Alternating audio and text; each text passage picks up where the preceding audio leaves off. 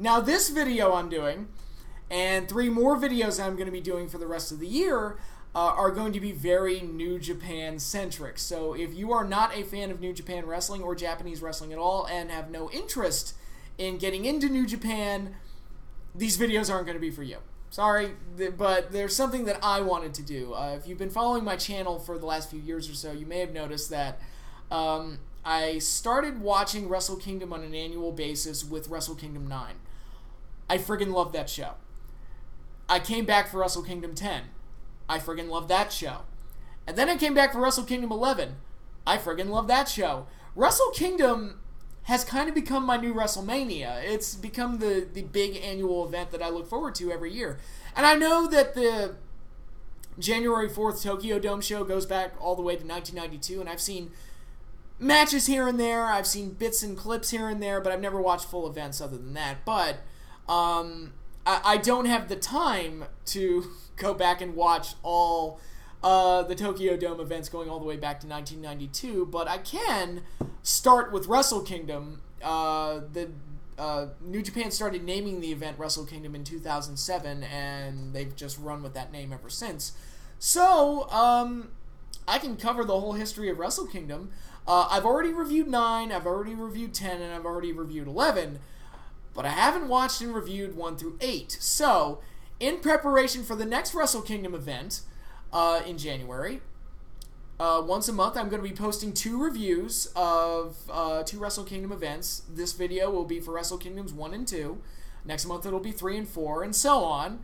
And by the time I'm done, I will have reviews for all the Wrestle Kingdom events on my channel available for you to watch and enjoy or hate or do it or whatever you want with. So with that, let's get started. Wrestle Kingdom 1, like I said, happened in 2007.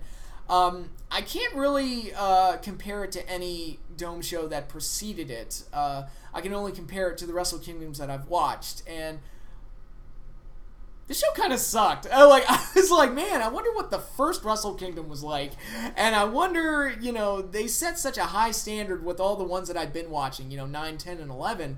It's like, man, I wonder what, how it started with 1 and worked all the way through. It's like, man, I bet all of those shows were amazing. This one was not. This one was anything but amazing. Very cluttered show. Way too many tag matches. The main event was a tag match. And it was just a very painfully overcrowded, ordinary show. It was basically the WrestleMania 2000 of Wrestle Kingdoms. But the WrestleMania 2000's card at least had the Triangle Ladder match and the Jericho Benoit Angle Triple Threat. This had just a bunch of nothing. It was just kind of a blah show. I watched it, it's over, and that was that. I was a little surprised, even looking at the card straight on, there's no, standout matches. It's mostly just tag matches. And not a whole lot really jumps out at me. The match that really jumped out at me when I looked up and down the card was Manoa Suzuki versus Yuji Nagata for the Triple Crown Heavyweight Championship. But other than that, not a whole lot going on here. This was a not AAA. This was a New Japan versus All Japan show back when, All Japan, which kind of fallen by the wayside, hasn't it? I haven't heard too many people talk about All Japan or anything that they've done in a long time, but I don't really know the full history there. But I do know there was a point when New Japan and All Japan were, pretty high up there and comparable to each other. So them doing kind of a crossover show wasn't completely out of the question. Unfortunately, the end result was instead of getting dream matches, we got a bunch of tag matches that didn't really do anything to interest me personally. But going over the card, we got a 6-man tag to open. We got Masanobu Fuchi, Taguchi, I know him for sure, and El Samurai defeating Akira Reijin, Kikutaru, and Nobutaka Araya. Pretty standard Japanese wrestling tag match. That's really all there was to it. I think El Samurai might be one of the least creative names I've ever heard, but moving right along from there, we get Gedo and Jado versus Mazada and Nosawa Ronga. Again, okay match. I like Gedo and Jado, but there wasn't much to it. Again, on a show full of tag matches, this one doesn't stand out on this show, so it was just kind of there. Next up, we get Togi Makabe, Tomohiro Ishii, and Toru Yano, all guys who were still around. Yano, I can't believe that guy is still hanging in. You know, that lovable weirdo goofball, still around after all these years. Defeated the American team of Buchanan, as in Bull Buchanan, D'Lo Brown, and Travis Tomko. Tomko, who'd actually have a pretty successful run there in New Japan. Tomko, for a brief period, had potential, and I guess personal demons just got in the way, and it's unfortunate. D'Lo Brown was another guy I was a big fan of in the Attitude Era. Had potential. I think the Draws match did a lot to kind of drop his stock, but yeah, it was nice to see so many familiar faces in one match, but again, pretty standard 6-man tag, not a whole lot to say here. Makabe, Ishii, and Yano won, and that's about it. Next up, we get Voodoo Murders. Man, where are you going? Voodoo Murders. Giant Bernard, Raz Sawama, and Taru defeating Manabu Nakanishi, Naofumi Yamamoto, and Riki Chosu and Takashi Izuka. 8-man tag. Again, there's too many tag matches on this show. They all, after a while, they all start to blend together and they all look the same. That's the problem when you do a lot of these multi-man matches in one show, and there's not a whole lot to really make them distinct. Voodoo Murders won. That's all there is to say, really, for me. We're at match 5 at this point, and none of these matches have left an impact on me, so that's a pretty bad start. Next up, we get a 10-man tag. Kaz Hayasha versus Koji Kanemoto. Taka Michinoku and Tiger Mask and Wataru Inoue, they defeated CTU, Jushin Liger, Milano Collection AT, Manuro, and 2 members of Voodoo Murders, Yashi and Shuji Kondo, and I apologize if I'm butchering any of these names. Some of these guys I saw for the first time watching these matches. I also got to point out, New Japan World service is not exactly user-friendly. It's kind of weird. And they also break out Wrestle Kingdoms. They break them out by matches, which I thought was really strange. It's like, dude, just play the full show. But anyway, which I'll have more to say about it when I talk about Wrestle Kingdom 2. But, 10-man tag. Couple familiar faces in there like Taka and Liger, but yeah, it was just another tag match. There's not a whole lot to really say. So we finally get a singles match. Toshiaki Kawada versus Shinsuke Nakamura. Nakamura, who's a bit young here, he's got kind of a baby face. It's like, oh, look at the little punum there. Not quite the Nakamura that we see today, or we would see years later. It wasn't quite a finished product yet, but he was a rising star at the time. This was one of the better matches on the show. I thought it was okay. Nakamura took the loss. Solid action throughout. Signs of the talent that Nakamura would eventually become, but again, he wasn't quite a finished product yet. So, if you're familiar with Nakamura's work now, going back and watching this might be a little bit jarring, because it's like, oh my god, he really turned into something completely different. And yeah, he did. I guess in this business, you never stop growing. The day you stop learning and you stop growing, you stop developing is probably the day you need to retire. Good match. Like I said, one of the better matches on this show. Just a good solid bout. Not a whole lot to say other than that. Next up is my pick for match of the night, easily. Minoru Suzuki defeating Yuji Nagata for the Triple Crown Heavyweight Championship. The 2 veterans, man. Minoru Suzuki, who is one of the scariest human beings on the planet Earth. Like, you look at him now, and he's just scary as shit to look at. It's like, you do not fuck with Suzuki. And Yuji Nagata, great veteran in the history of wrestling, period, and was just accustomed to having great matches. I thought these 2 went out there and had the type of match that you would expect them to have. They went out there and just beat the shit out of each other and wrestled around and suplexed each other and did everything you could possibly imagine to each other. It was just a really fun, good match. And easily the best part of this Wrestle Kingdom event. Also, keep in mind, if you watched Nagata and Suzuki now, you see they're a little bit older now. Suzuki's still able to break out the great performance once in a while. And Nagata, whenever I see him, he's usually relegated to tag matches. But he can still go. But they're not quite what they used to be. They're not quite as good as they used to be. Go back 10 years, and this is what the type of work they were doing back then. And really good stuff out of these two veterans, and like I said, easily the match of the night on this show. Next up was Hiroshi Tanahashi versus Taiyo Kia for the IWGP World Heavyweight Championship. Tanahashi retained. Again, Tanahashi, it's kind of weird. I don't quite have because I know a lot of fans are sick of him at this point, and we're glad when he kind of got dethroned as the ace of New Japan. I don't have, because I didn't watch him straight for those 10 years or whatever where he was on top, so I don't quite have that burnout factor with him. So to me, this is all new material, going back and watching the early days of Tanahashi as a star. I thought this was a good match, and again, indicative of the type of matches that Tanahashi could have. And Tanahashi he was closer to being a finished product than Nakamura was at this point, but he was, I think he would get better from here as well. You look at this match, and it's a pretty good match, but it's not quite the high caliber that Tanahashi would have by the time I started watching him later on. So, again, you never stop growing in this business, and Tanahashi, I thought the match was pretty good. Good win for Tanahashi, and probably should have been the closing match. Either this or Nagata Suzuki should have been the closing match. Instead, what we got as the closer was Kenji Muto, Great Muta, and Masahiro Chono versus Tenkozy, Hiroshi Tenzan, and Satoshi Kojima.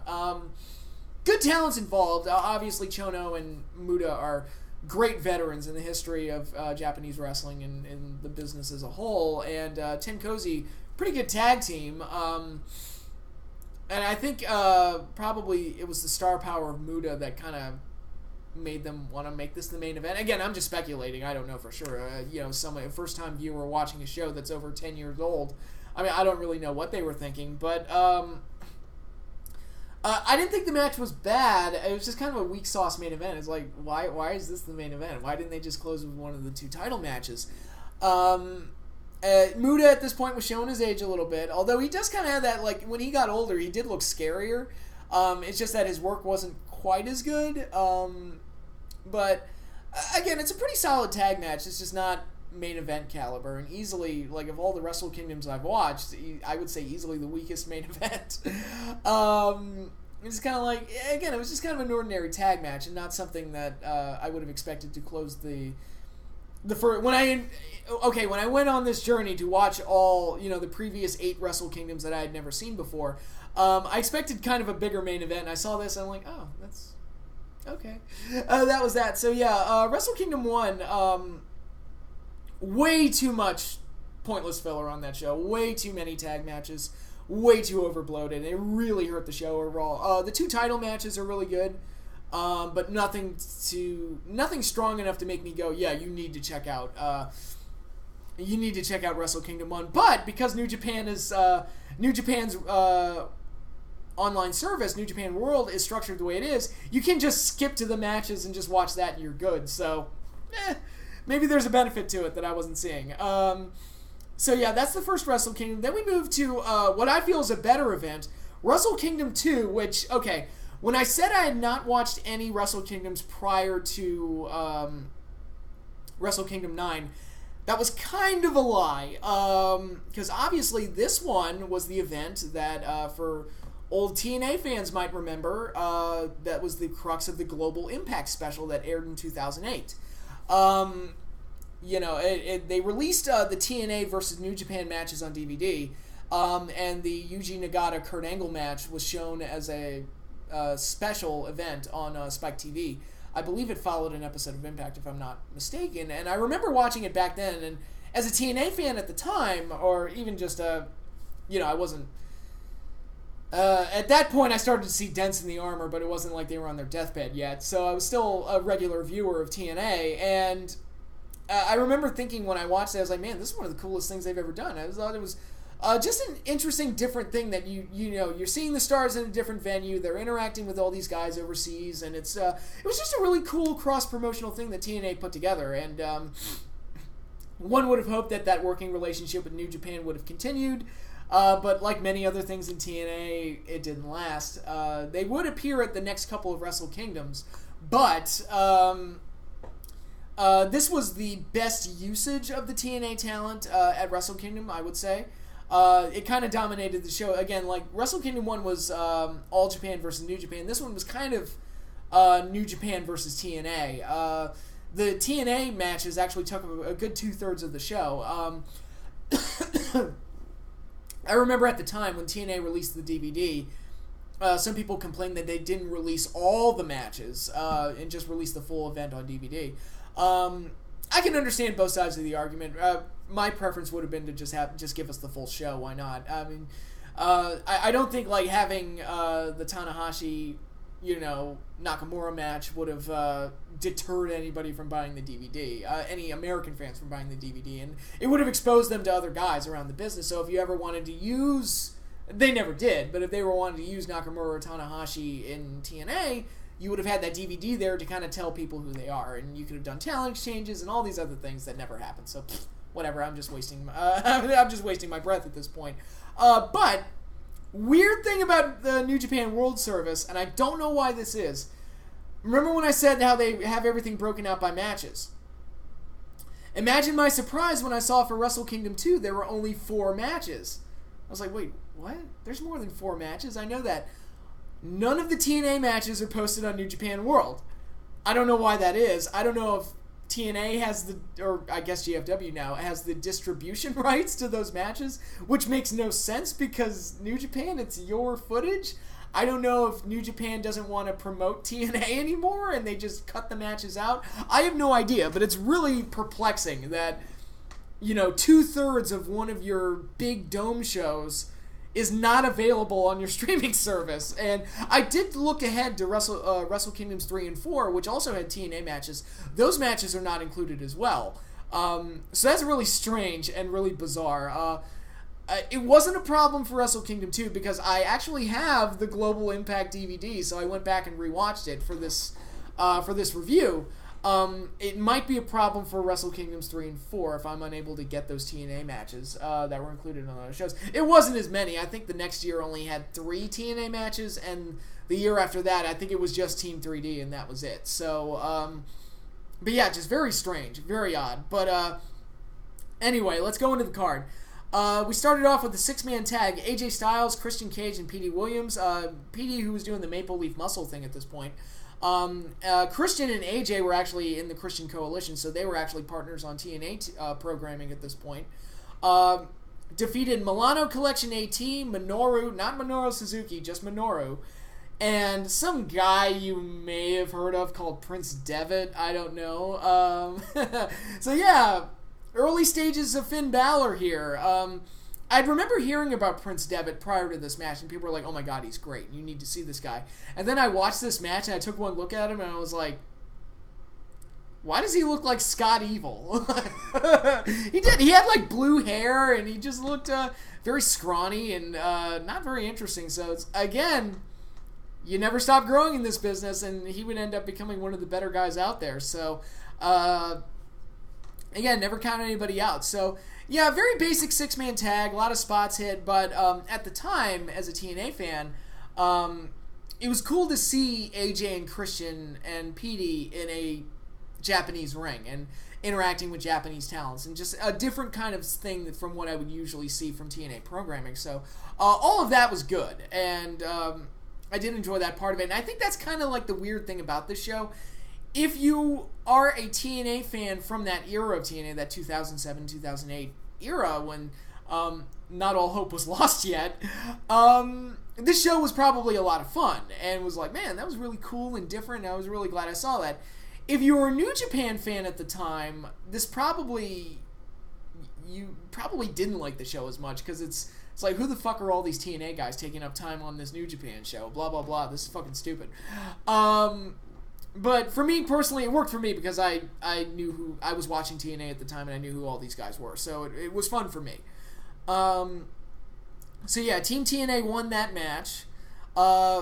Interesting point. AJ actually broke out the Fosbury Flop, which is a move he doesn't do anymore, and did even back then he did very rarely. So again, special occasion, he broke it out. Next up was a battle for the IWGP Junior Heavyweight Championship. Wataru Inoue, who had just won the title at this point, if I'm not mistaken, defeating Christopher Daniels, who had just been fired from TNA after that oh-so-great Feast or Fired match, which is one of the stupidest concepts they've ever... I've always hated the Feast or Fired match, and the fact that they turned that into an annual thing just pissed me off. But, yeah, this was right before he came back as Curry... He may have...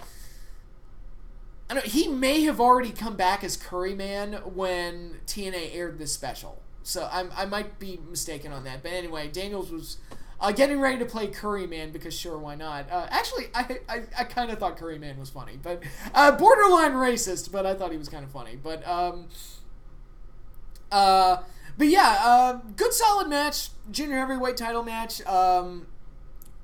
Daniels has always been a very reliable worker. If he doesn't give you a great match, he'll give you something watchable, and that's kind of what this was. It was just kind of a good, solid, watchable match, and in a way retained the title to the surprise of no one who was watching at this point. No way a TNA guy was going to win, especially one who had been fired on TV. There was no way he was going to win the IWGP Junior title off a guy who had just won the belt. So, yeah, fairly predictable finish, but solid match all the same. Next up, Manabu Nakanishi versus Abyss in the standard power match of the show. The Japanese Hercules going up against TNA's monster Abyss. Solid power match, very quick and to the point. Never been the biggest fan of Nakanishi. I was a big fan of Abyss back in the day until they devalued the hell out of him, but they worked in a thumbtack spot up on the aisleway, which was interesting. Of course, again, special occasion. I mean, Abyss did that on throwaway matches, so of course he's going to do it in the Dome, in front of the biggest crowd he's ever been in front of. Good solid match. The finish didn't look that great, where they were going for the German suplex finish, where Nakanishi hit it, but it may have looked like both shoulders were down. I think that's what they were going for, but it didn't look like either guy had any of their shoulders down. It was very sloppily executed. So they tried to sell it as Abyss getting screwed, but it was just kind of a weak finish to a match that was okay. Not great, but okay. Next up was an 8-man tag team match. No TNA guys in this one, so this was this rewatching I just did. This is the first time I ever saw this match. Takamura versus Takamura, his partner Masato Tanaka, Takaiwa and Yoshiya versus Kanemoto, Taguchi, Iizuka, and Tiger Mask. All these New Japan 8-mans and 6-mans and 10-mans, they all look the same to me. They just all look the fucking same. Except for the 6-man on this show, and that's only because I had followed TNA at that point. It's like, oh, hey, the TNA guys I follow are in a different situation. But if I were to watch that match freshly now, I would probably think the same thing, where it's like, all these matches look the same. They all look the same. I wish they wouldn't do them, but anyway. So that match happened. And then we got Team 3D versus Toru Yano and Togi Makabe, GBH, in a hardcore tag team match. This was solid. Yeah, it was just solid. It was just kind of there. It's basically Team 3D having the type of match you would expect them to have, but they're doing it in a much bigger event, a much different venue, and with guys that they don't normally work with. So it was pretty solid. Enjoyable. You got table spots out of it. You got some blood and guts out of it. It's very interesting to see this faction, the GBH faction. It's Makabe, Yano, Tomoaki Hanma, and Tomohiro Ishii. All guys that, unfortunately, Hanma's career looks like it might be over, but all guys that are, still around in 2017. So, yeah, a lot of longevity in that faction. But, yeah, solid tag match. Team 3D got the win to the surprise of no one. Because they always... Team 3D went through a period where it felt like they won all the friggin' time. But, oh, by the way, in case you don't know who I'm talking about, Team 3D are the Dudley Boys. That was the name that they were using in TNA. Because they couldn't use Dudley Boys because Papa Vince said no. But, anyway... next up was a 10-man tag team match. Akira, Jushin Thunder Liger, Masahiro Chono, Riki Chozu, and Tatsumi Fujinami versus VBH, Yashi, Gedo Jado, Shuji Kondo, and Taru. All these tag matches look the same. They all look, again, I know some of these guys on here, so it's like Liger I know, Chono I know, Fujinami, I know. Gato and Jado, obviously, I know them. So it's not from a lack of familiar faces, and it's not from a lack of not wanting to get to know the guys that I don't know or not understanding the full context of everything. It's just that, they do so many of these 8-mans and 10-mans and 6-mans, and it just gets boring after a while. It just becomes white noise. It's kind of like the equivalent of the Raw tag matches where they take pay-per-view opponents and just put them together in a tag match on Raw just to have a match on Raw. But I just zone out because the match isn't going to mean anything. And a lot of these matches, they don't mean anything. So it gives me all the reason to zone out. Next up is the Great Muta versus Hiroki Goto. Another match. No TNA guys, so I saw this one for the first time. Again, Great Muta was kind of showing his age here. It was a solid match. I thought it was okay. Muta got the win. He would actually main event Wrestle Kingdom 3 the next year, but we're getting ahead of ourselves. I'll get there next month. Thought the match was solid. Goto, good worker. Could probably get a good match out of an older Muta at this point. Solid stuff. Muta got the win. It was cool to see Muta do stuff like the moonsault and the Shining Wizard and that type of stuff. But just a pretty solid match all around. Nothing classic, but pretty solid. Next up, for the IWGP Tag Team Championship, Giant Bernard and Travis Tomko versus the Steiner brothers. The last of the undercard TNA matches, the two main events. One of them had a TNA guy in it, obviously, but of the undercard matches, this is kind of the last of the TNA crossovers. And honestly, this was my favorite one out of all the TNA crossover matches. It was just cool to see, the Steiner brothers have a bit of a legacy in Japan, so it was cool to see them in that setting. And Giant Bernard, who's, for those of you who don't remember, he's Albert, and some of you may know him as Lord Tensai in WWE, that horrible character that unfortunately didn't take off. He had a very successful run in Japan, and Tomko, again, had a very successful run in Japan, and it's a shame he didn't pan out, because there was some raw potential there, but Jeff Jarrett got involved in this. He actually took part in the pre-match announcements and got involved in the finish, as we'll see, but yeah, so many cool things going on here. It was just cool to see the Steiner brothers in this setting and having a pretty good tag match. Rick looked a little rough. He looked old, but they didn't ask him to do too much, so it was okay. And Scott Steiner, he was doing top rope suplexes and a Frankensteiner off the top rope, and just Scotty just being Scotty. I've always kind of liked Scott Steiner. He had one bad year in the WWE, and I think people judge him off that one bad year, but he did some good stuff, and I thought this match was pretty solid. And a very enjoyable tag match, and you saw Jarrett get involved at the end, and he took a guitar shot to, I think it was Hanma who took the guitar shot just to prevent outside interference. But Travis Tomko and Giant Bernard, Tomko, who was actually with TNA at this point, so he was splitting duties between New Japan and TNA at the time. They got the win with the Magic Killer, a move that you still see today from Luke Gallows and Carl Anderson. So, just pretty enjoyable tag match. One of my more favorite matches on the show. Next up, we were getting into the two main events here. Kind of confusing, but I'm going to explain it as best I can. Kurt Angle versus Yuji Nagata, with Angle defending the IWGP third belt. The third belt was the IWGP World Championship that was won, and it was won by Brock Lesnar, but was ultimately not recognized as the IWGP title when Lesnar went off to do MMA.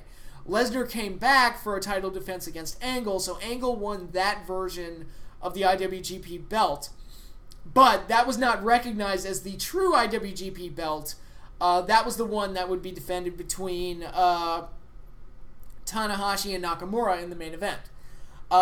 Eventually, the winner of the Nakamura-Tanahashi match would face the winner of the Angle-Nagata match to have the unification match to determine the true IWGP Heavyweight Champion. Yuji Nagata, in his pre-match comments for this match, even said that he doesn't believe the belt that Angle has is the true IWGP Championship. So very confusing situation here, but I hope I explained that about as correctly as I'm going to, because again, I was not following New Japan at the time. I only had a vague concept of what was going on, but hopefully I got all the nuts and bolts in of the whole situation there. So, Yeah, 2 main events. The first one was Angle and Nagata. This was the highlighted match on the Global Impact special that aired on Spike TV at the time. Excellent match. One of Angle's like better matches, I think. A truly great match. And again, indicative of the type of match you would expect these two to have each other, with just a classic down and dirty on the mat, great wrestling, just great stuff all around. And one of the most unique versions of the ankle lock I've ever seen from Kurt to ultimately tap Yuji Nagata out and get the win. But yeah, this was I remember seeing this on the Spike TV special and just thinking, man, this match is really fucking cool. Like, that was just, again, it was just cool to see Angle working with somebody that he doesn't normally work with in a setting that he's not normally taking part in. Very good stuff here, and I really enjoyed it. Just a great match between these two. I would even say match of the night from this particular show.